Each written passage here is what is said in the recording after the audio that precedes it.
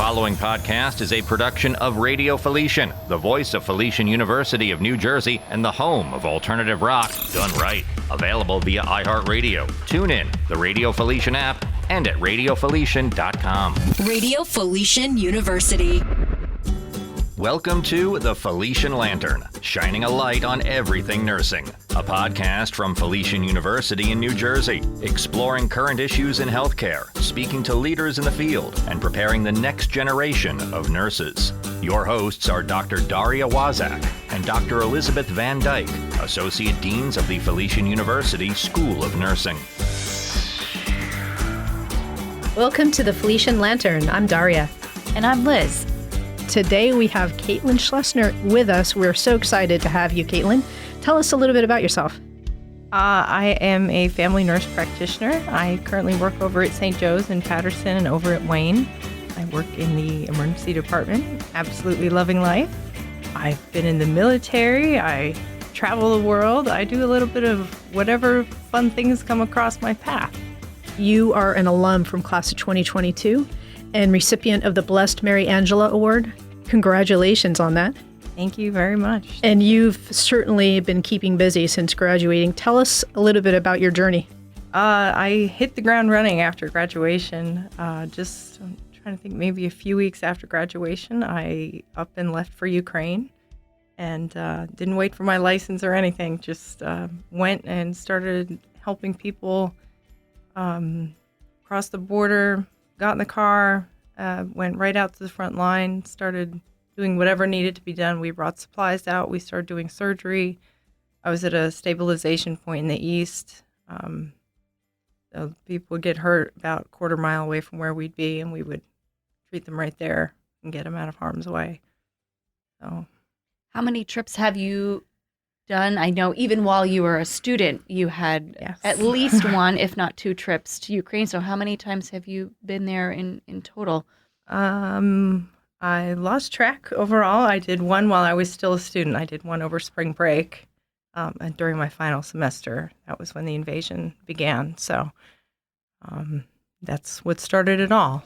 So what are your thoughts, your takeaways, and kind of the experience there? I know is life-altering, but, you know, the good that you brought and the things that you did, how has that kind of gone into your everyday and your practice as a nurse practitioner? I feel like I can handle anything that comes at me. That's for sure. I'm never worried about that next patient that comes in. We do deal with gunshots and stabbings and everything, but I'm never concerned there's going to be something that's more than I can handle. But I also know that I always have people around me that have my back too, which is good. There's always a team. One thing about nursing is that it's not an individual. You could say it's not an individual sport. It's teamwork. We don't do anything alone. We're always together. And we always did that in Ukraine too. You don't do anything by yourself. You don't go anywhere by yourself. Can I ask you, so most students during spring break are cramming, studying, trying to get done what they need to get done. But no, you went to Ukraine, or you went to Poland, correct? Yes, you went I went to to Poland to help with Ukraine. What prompted that? What led you to decide to do that? I've never been somebody who sits still. I've always kind of looked at it this way. If there's a burning building, I've not been the one to run away from it. I'm the one who runs towards the fire. It even goes back to September 11th, which I've never been one to talk much about, but a lot of people out here understand it, that I went in and volunteered for a few days when that happened. I got angry. I knew as soon as Ukraine was surrounded that something was going to happen. And I felt, I have combat training. I have combat medicine training. And I felt prepared for it. I felt I could make a difference. It didn't scare me. And I knew that even if they didn't need medical help, there's a million other things that you can do in a situation like that. Just a body can be used. You move boxes. you make food, you deliver food. There's so many things that need to be done. And I understand those disaster situations very well, as I've done them for the Red Cross as well. And I thought, I can do this. I don't need a car. I don't need anything. I can get myself there. I can take care of myself. I'll be fine. What organization were you working with? Did your military background help you kind of? I didn't go with an organization. I packed up my rucksack and Caitlin. I hitchhiked. Sorry, Mom. I hitchhiked across Poland and ended up at Medica at the main crossing, and convinced the fire department and the local military to let me stay with them. Wow. In the local school that they had taken over. So what did you have with you? Just my rucksack. I had enough protein bars for 2 weeks. You just wanted a change to get of clothes. There. Yeah. Enough local cash to get by. So, yeah. And had you been to that area before? I'd never been to Poland before. Okay. But I lived in Germany. I was stationed in Germany. So my old German kicked in a little bit, and I was able to speak German with one gentleman who had traveled from Germany. So I was able to speak with him, picked up some Polish pretty quickly. It's very difficult, but I really didn't get to speak with anybody for the first week and a half there. It was very hard. But you get through a lot just with signaling and, just emotions, and everybody knows what needs to be done. So. And how long were you there in total from the time you left the United States to the time you came back? For spring break, it was just about 2 weeks. I had to make it back to finish up my clinicals. Clinical hours, APN program. Yes, it was vital. I said, oh my gosh, if I didn't have to come back for that, I would have stayed. And then, right after graduation, I went almost immediately back.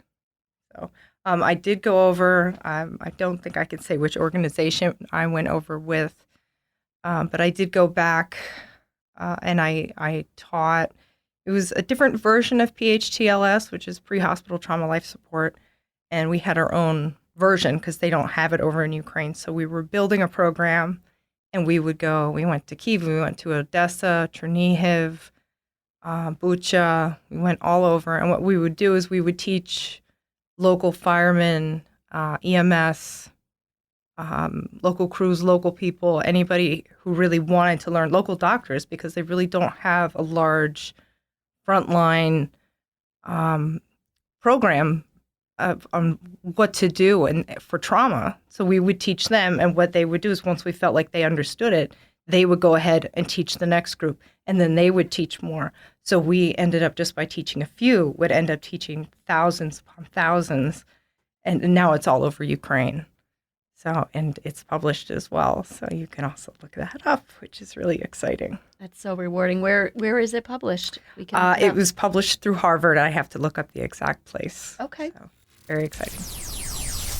This is the Felician Lantern, shining a light on everything nursing. What a difference just with you and your rucksack. Was it easier going over the second time because you kind of had a little bit more of the lay of the land and how to get there, or was it more difficult the second time than it was the first time you went over?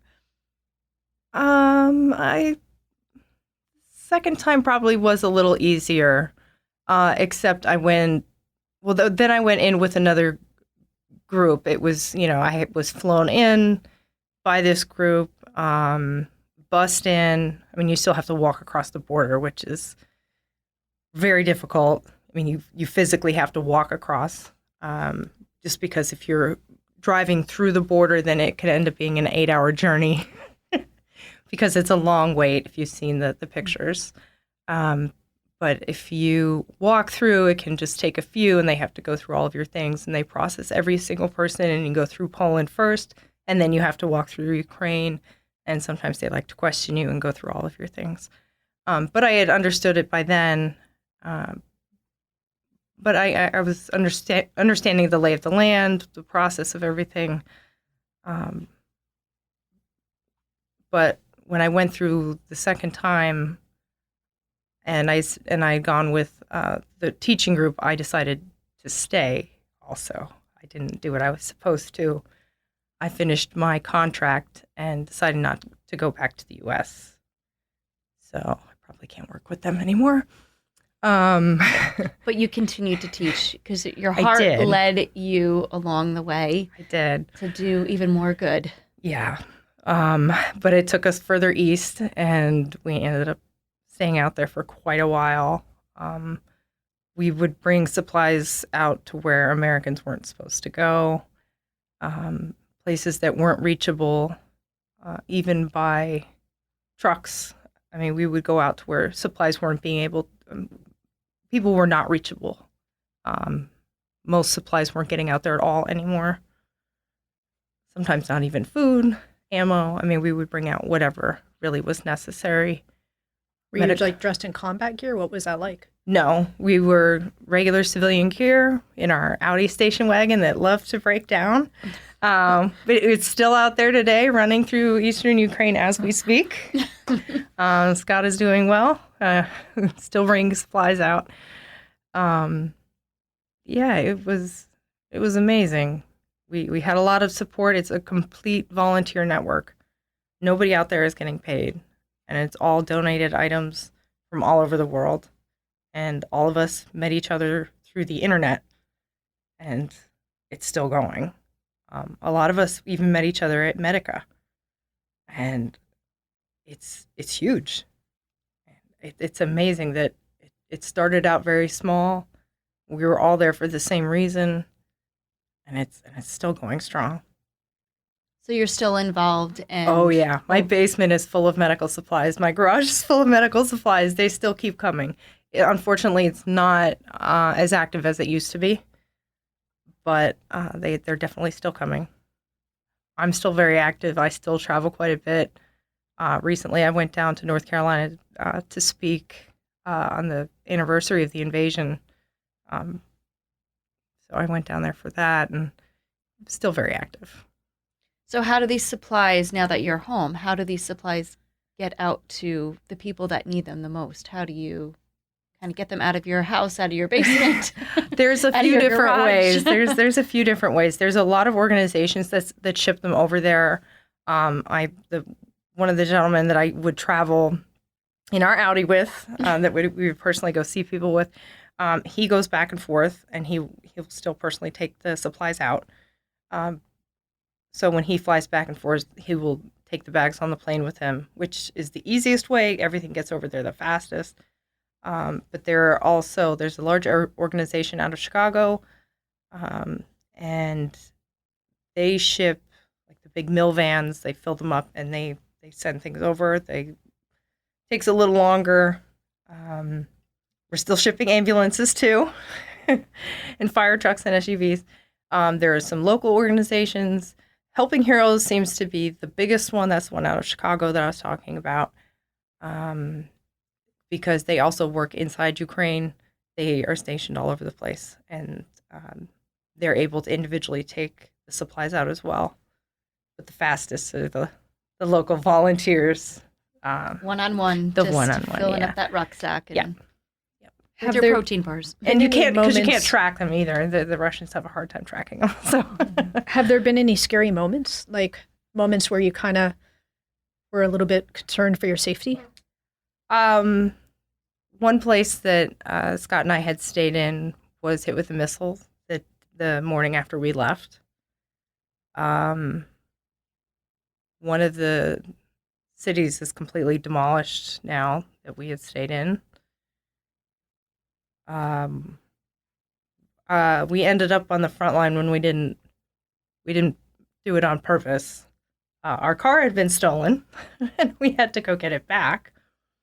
So when we did that, we ended up much further east than we had intended, and there's fighting across the street, and we'd watch the missiles come in at night. Beautiful to watch, but I mean, I'd go to sleep wondering if I'd wake up in the morning. There's close calls every day. But I am here. I'm grateful for every moment. I wouldn't change any of it. Has there been any change in what you're seeing over time, over these different visits? Um, There's still a lot of need for help and supplies. the supplies have dwindled. The help is there. The supplies have kind of fallen off. I ended up getting hurt in August. That's the only reason I came home. If you didn't know that. I ended up breaking my leg in August during a training exercise, is what we tell everyone.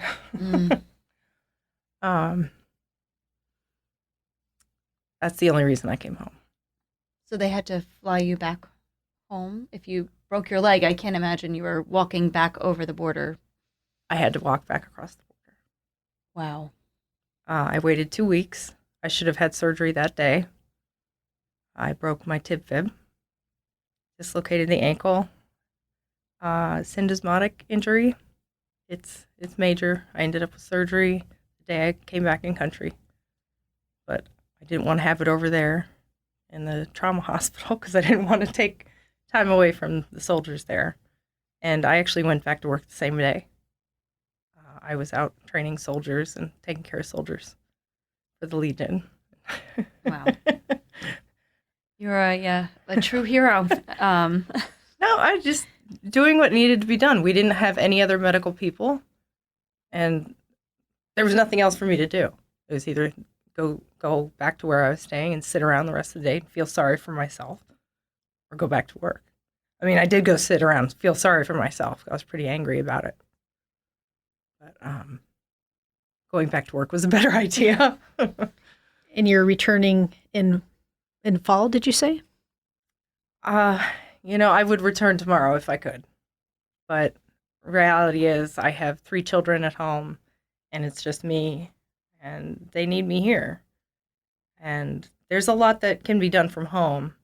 I still speak with everybody from the Legion all the time. There's a lot of contacts here. It's a dangerous situation. I don't know how much of a difference I can make from here. I can keep getting the word out. I can still speak with my congressman. What can the nursing community here do? What's your message to them? One big thing that I love is disaster training. Be prepared for it. I'm not saying everybody needs to run off to war. I don't condone that by any means, but be trained for it. It's volunteer with the Red Cross. If you can't go overseas, be ready for it at home. Like I haven't been able to go back, but we have plenty of disasters that happen right here in New Jersey between hurricanes and flooding. And so that's what I've done since I've been home. Even while I was on crutches, I'd go volunteer my time. I'd go work in the shelter and just offer my time. We need nurses, and the Red Cross never has enough. But disaster training is a big deal. You can do a lot of it with FEMA training online, and there's never enough. Medical Reserve Corps? Yes. Yeah. We need a lot of it, and you never know when it's going to come.